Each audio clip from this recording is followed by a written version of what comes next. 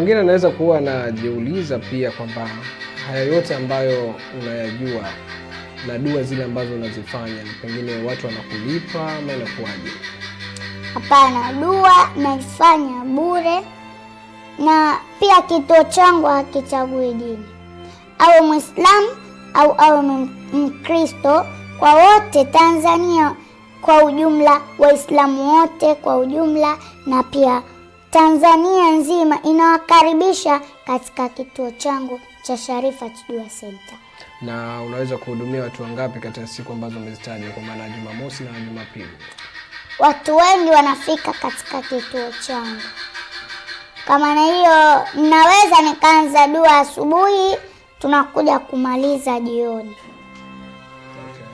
Tukirudi shule, ni vipi sasa wanafunzi wenzako huwa wanakuchukulia vipi, yani katika hali ya kawaida tu ambayo mnasoma na mambo mengine?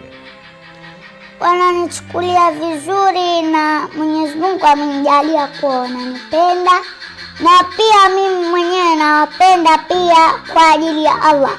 Na pia vile vile wanatamani sana niwafanyie dua wafaulu mitihani. Baadhi nawafanyia dua, baadhi nawaombea dua bila wao kutaka, lakini Mwenyezi Mungu anawajalia wanafaulu vizuri. Na changamoto gani ambazo unakumbana nazo? Changamoto nyingi ambazo nimekumbana nazo katika misafara yangu. Katika misafara yangu ambayo nimeenda mbali zaidi, nakutana na watu wa aina mbalimbali.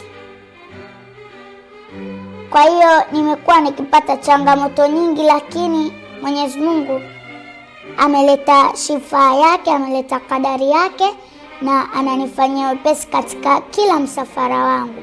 Kwa hiyo namshukuru Mwenyezi Mungu, nasema alhamdulillahi rabbil alamin. Na kwa upande wa shuleni, ni masomo gani hasa unayapenda binafsi? Napenda sana science na math, kwa sababu mimi natamani nikiwa mkubwa niwe mwanasayansi mkubwa. Kwa maana hiyo niwe daktari mkubwa, na pia vile vile nitakuwa natenga muda wangu wa kuwatibia watu, na pia vile vile namuomba Mwenyezi Mungu aniendeleze hivi hivi, na niwafundishe wakina mama wenzangu. Inshallah. Na pia vile vile kazi yangu ni kuwatolea watu mawaidha na kuwafanyia watu dua, na pia vile vile kumuomba Mwenyezi Mungu, kwa sababu Mwenyezi Mungu ndio Al-Qadir, yeye ndio mwenye kukadiria. Kwa hiyo namuomba Mwenyezi Mungu kwa wale ambao Mwenyezi Mungu amewekea kadari ambayo haijulikani kama nzuri au mbaya, basi Mwenyezi Mungu namuomba awafanyie wepesi hao watu au sisi wote kwa ujumla. Okay. Na pengine hizo dua unakuwa unaomba kwa mtindo wa aina gani? Naomba tofauti tofauti, kwa sababu kuna dua za aina mbalimbali.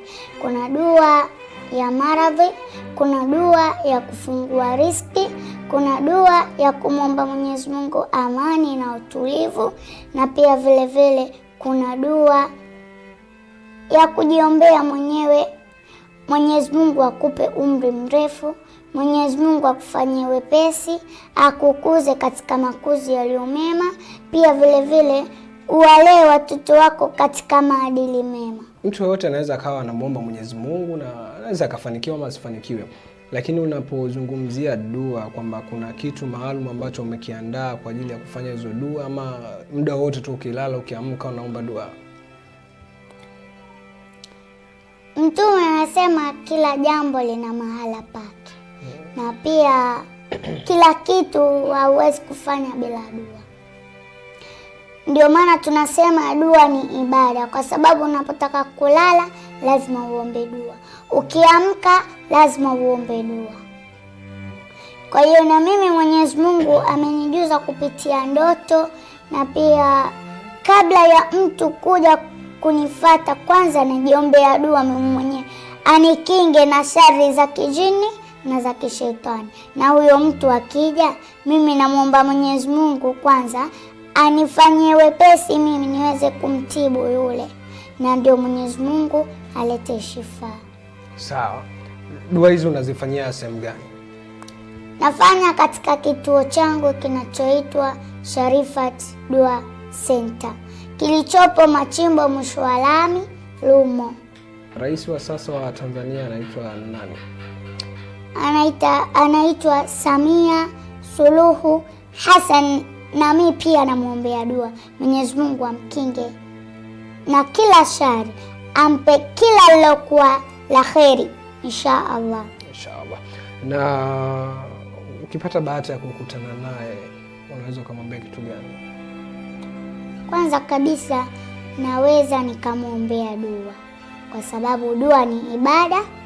Naweza nikamwombea dua Mwenyezi Mungu amkinge na kila lilokuwa la shari na maradhi ya aina mbalimbali, na pia Mungu ampe umri mrefu wenye manufaa.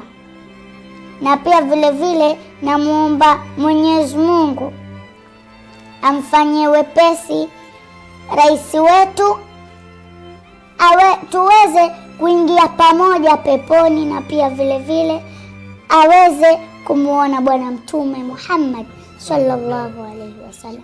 Hicho ndio nitakachokifanya kwa rais endapo tu nitakutana naye, lakini kama Mwenyezi Mungu hajapanga nikutane naye, basi nitaendelea kumfanyia dua mpaka pale Mwenyezi Mungu atakapofanya kadari yake.